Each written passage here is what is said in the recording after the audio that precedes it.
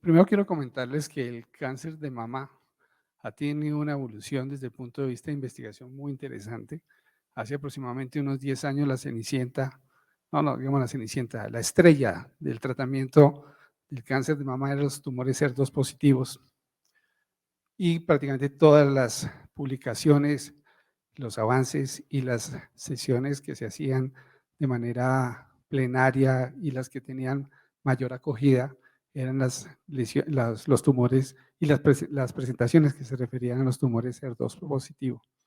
Posteriormente vino una parte de la investigación en los tumores mamarios, receptores hormonales positivos, y un avance en cuanto a la investigación de los receptores hormonales. ¿Qué pasó con la presentación?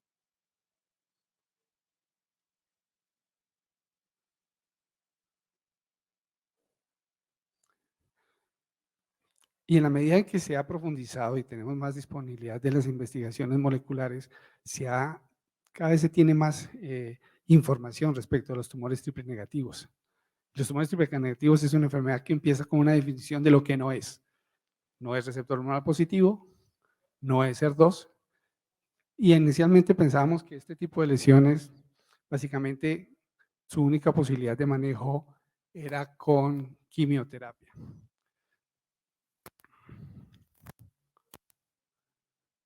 Esta es la declaración de mi conflicto de intereses. Quiero mencionar que recibo honorarios por la presentación de esta charla por parte de Roche, pero esto no compromete las conclusiones que yo les dé al finalizar.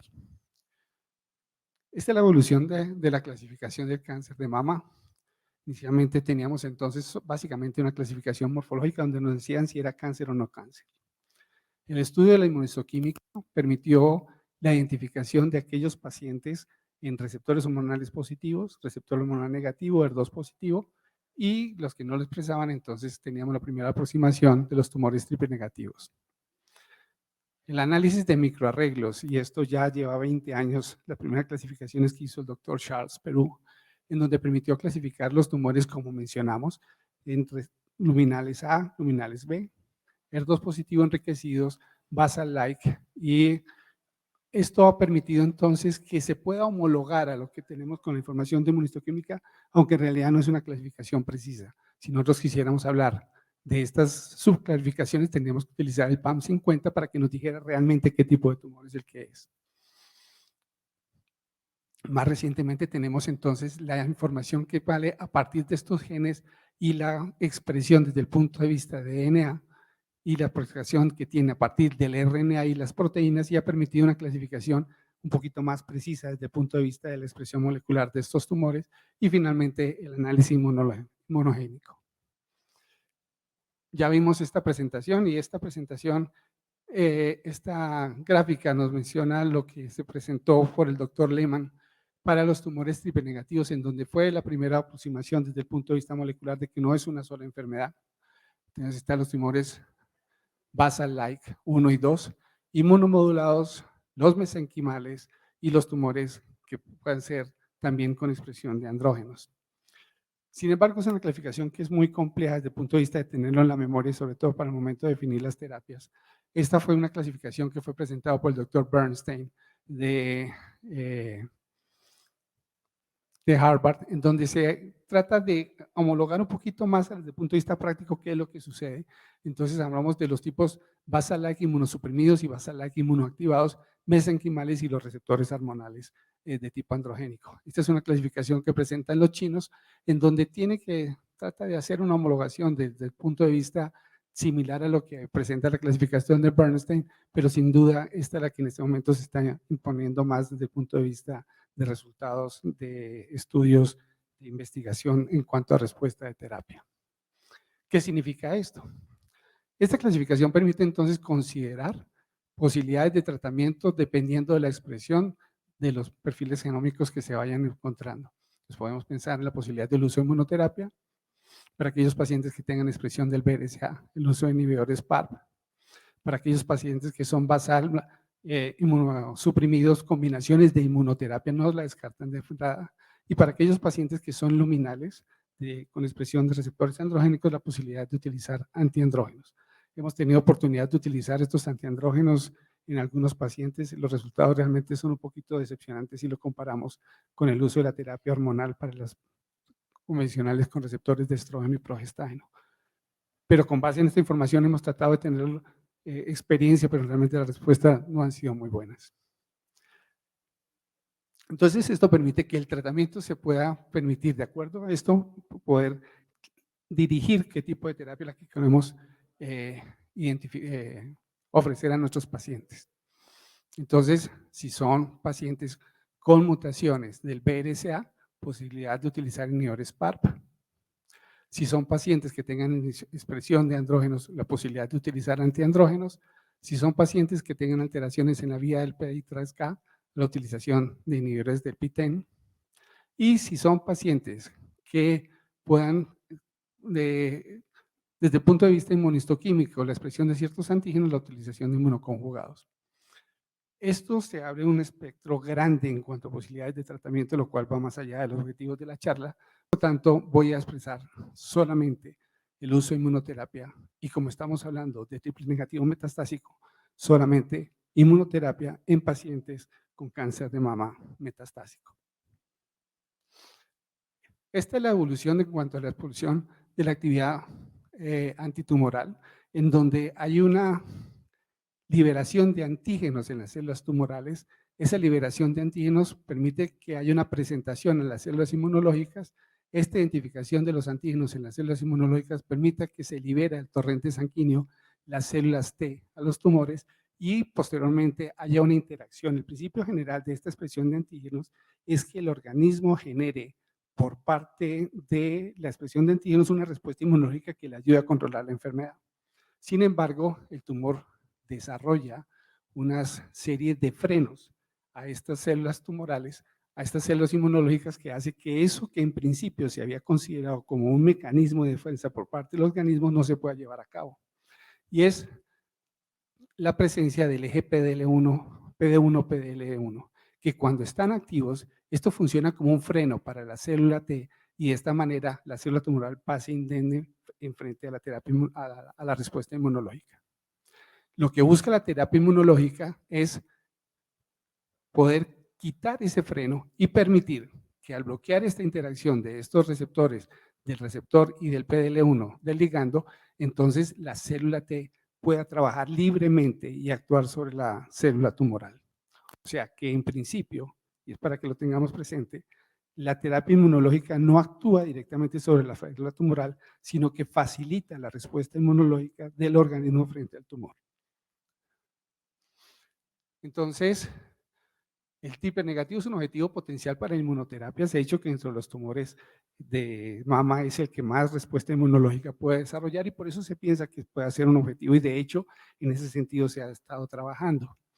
Tiene que ver entonces con la capacidad de la infiltración de las células tumorales. Por eso uno de los marcadores que podemos solicitar nosotros de manera indirecta cuando no tenemos el PD1 es la determinación de la proporción de, de linfocitos infiltrantes de tumor, asumiendo que esos linfocitos tumorales, en la medida en que puedan ser activados por el bloqueo de ese eje entre el receptor y el ligando, haya una mayor respuesta. Y de hecho, cuando tenemos en la patología convencional el reporte de linfocitos infiltrantes mayor, asumimos que esos pacientes van a tener un mejor pronóstico y van a responder mejor también a la terapia convencional. ¿Pueden los biomarcadores ayudar a caracterizar a los pacientes probablemente se beneficiarán de PDL1? Y aquí es una cosa importante y es que depende del anticuerpo que se esté utilizando al momento de hacer la identificación. Entonces, si nosotros estamos presentes para la determinación del PDL1 para los pacientes que tienen SP263, entonces la posibilidad incluye la determinación de la positividad para los pacientes, para las células tumorales, la posibilidad de la expresión para las células inmunológicas y la relación de esta proporción. Por lo tanto, eso permite entonces que nosotros tengamos en estos grupos de pacientes evaluación del tipo de célula y es lo que debemos pedir al patólogo, si son solamente células tumorales o si son células inmunológicas o si son ambas. Y la distribución de esas células, que permite entonces, si esas lesiones realmente puedan determinar si están agrupadas y el punto de corte. Y de esa manera entonces poder conocer en detalle si el resultado nos va a permitir predecir la respuesta al tratamiento. Estos clones, que es el SP, el 22C3, utiliza este tipo de marcación y utiliza la ventana de plataforma, que es la ventana. Ahora, en el estudio Impassion 130 se hizo una correlación entre los dos tipos de marcadores, el SP142 y el 22C3. El SP142 es el marcador que se utilizó para el estudio del Impassion y es el marcador con el cual está aprobado el uso de la atezolizumab. El primer mensaje: si nosotros estamos pensando en utilizar tratamiento con atezolizumab, debemos solicitar este tipo de marcador. Si estamos pensando que el tratamiento que se va a utilizar es con pembrolizumab, el marcador que se debe solicitar es el 22C3. Ahora, cuando se hace la correlación, hay una proporción más o menos de un 40, 50, aquí aparece 36%, en los cuales los receptores pueden ser positivos para los dos marcadores. Pero también hay una proporción importante para aquellos pacientes que son FCP 142 positivos, pero 22C3 negativos. Estos pacientes deberían ir para tratamiento con atezolizumab y no para tratamiento con pembrolizumab. Cuando se hace la correlación con otro marcador que es el SP2S3, el comportamiento es más o menos similar. Entonces, el mensaje es: dependiendo del tipo de medicamento que tengamos disponible y que podamos utilizar, es el marcador que debemos solicitar. O al revés, si tenemos el marcador que nos permite identificar la utilidad del atezolizumab, es el medicamento que debemos utilizar. No esperemos que un paciente que tenga un SP142 positivo, le vamos a dar tratamiento pembrolizumab porque podemos estar en este grupo en el cual es SP142 positivo, pero posiblemente para el marcador propio, para el pembrolizumab no funcione. En este momento, Roche tiene la posibilidad de ofrecer dentro de su red de laboratorios de referencia la determinación del SP142 con base en la aprobación que está actualmente registrada en el INVIMA.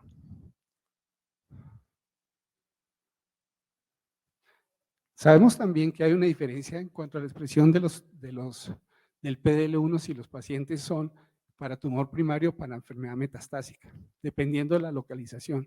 Por lo tanto, es una consideración que debemos tener en cuenta al momento de definir el tratamiento, puesto que aquellos marcadores que son positivos es posible que si lo hacemos solamente a nivel de ganglios linfáticos, la posibilidad de expresión sea baja comparado con lo que podemos tener, por ejemplo, en los casos de piel, otro tipo de tumores, y sobre todo esto que es lo más importante acá, la posibilidad de expresión es mayor en el tumor primario que en la enfermedad metastásica. Y esto se ha visto en cuanto a beneficio, en cuanto a la sobrevida libre de progresión y a la sobrevida global. En cuanto a la actividad de anti-PDL1 y la quimioterapia en cáncer de mama triple negativo, este es el estudio de Keynote 119, en el cual utiliza el tratamiento con pembrolizumab. Y lo que busca este estudio es aquellos pacientes con cáncer de mama recurrente triple negativo que no haya recibido tratamiento previamente para enfermedad metastásica con un buen estado funcional, aleatorizarlo a recibir pembrolizumab 200 miligramos cada 3 semanas o la utilización de quimioterapia a decisión del investigador. Y se hizo seguimiento de seguridad cada 90 días y seguimiento de sobrevida cada 3 meses. Se estratificó, y esto es lo más interesante, en cuanto a la expresión del PDL1 medido por el CPS que les mencionaba, que tiene la correlación en cuanto a la relación que hay de la expresión en células tumorales y en células inmunológicas. Hay un análisis exploratorio y es que se permitió incluir una expresión mayor del CP para poder determinar si hay un resultado favorable o no. En principio, este fue un estudio que fue negativo en cuanto a aquellos pacientes que tenían un CPS mayor de 10 o inclusive mayor de 10 o, menor, o mayor de 1, y en aquellos casos en los cuales se hizo el análisis exploratorio para el CPS mayor de 20, que no fue considerado en el estudio inicial, se veía que había realmente un resultado favorable para la utilización de la terapia inmunológica. Sin embargo, al no ser considerado dentro del diseño inicial del estudio, esto no permite que las conclusiones se puedan homologar al tratamiento de manera convencional. Ya se mencionó la carga mutacional y aquí para mencionar, inclusive los tumores que son triple negativos, la posibilidad de carga mutacional medido por secuenciación es menor que lo que podemos encontrar para melanoma, para cáncer de pulmón o para cáncer de vejiga, que los cuales existe la indicación y existe el sustento para poder utilizar terapia inmunológica con base solamente en la expresión de la carga mutacional. Pero ese es un análisis que se hizo por el doctor Eric Weiner y fue presentado en agosto del 2020. Fíjese la proporción de pacientes que fueron incluidos en este estudio, en el Keynote 119, 227 y solamente 26, o sea, el 10% de los tumores negativos tenían una carga mutacional alta, a pesar de que todos eran triple negativos. O sea, el solo hecho de ser triple negativos no nos indica que esos tumores van a tener una buena carga mutacional. Sin embargo, en aquellos casos en los que se detectó, se vio que hay una diferencia a favor de la terapia inmunológica para los pacientes con terapia inmunológica. En resumen de este estudio, la monoterapia con pembrolizumab como tratamiento de segunda o tercera línea no mejoró significativamente la sobrevida frente a la quimioterapia en las poblaciones de análisis primario, y lo más interesante es que posiblemente pueda existir una mejoría de eficacia dependiendo de la magnitud de expresión del PDL1. Ese es un trabajo que fue presentado en el Congreso de ESMO del 2020, que es el Impassion 130. Lo interesante de este estudio es que utiliza atezolizumab más la combinación de paclitaxel versus placebo más paclitaxel. En este trabajo los criterios de inclusión son más o menos similares a los que les había mencionado previamente y se utilizaba tratamiento hasta progresión. Se hizo estratificación de acuerdo a las metástasis o al uso no de terapia inmunológica, de taxanos previamente. En cuanto a los antecedentes del Impassion, la idea es lo que les he mencionado a lo largo de la charla, es decir, que la terapia inmunológica estaría justificada por la posibilidad inmunogénica que tiene el tumor triple negativo. Los estudios demostró que existe una comparativa, eran comparativos los dos estudios, tanto el de estudio como de investigación como el de control, y los resultados demostró que para aquellos pacientes que tenían expresión de PDL1 había una mejoría en cuanto a la sobrevida libre de progresión, una mejoría en cuanto a la sobrevida con el análisis interino, aunque realmente la sobrevida no fue significativa, no fue muy grande, pero alcanza a ser estadísticamente significativa, y la sobrevida en general, cuando se tiene en cuenta, independiente del resultado de expresión del PDL1, no era grande. En aquellos casos en los cuales se tiene en cuenta la expresión del PDL1, estos son los resultados, y de hecho esto dio lugar a la aprobación del uso de la atezolizumab cuando tenemos la expresión del PDL1 positivo medido por el CP142. Esta es una comparación donde aquí ven ustedes los tumores que son negativos, los tumores que son positivos y la diferencia entre los tumores que expresan y no expresan el PDL1.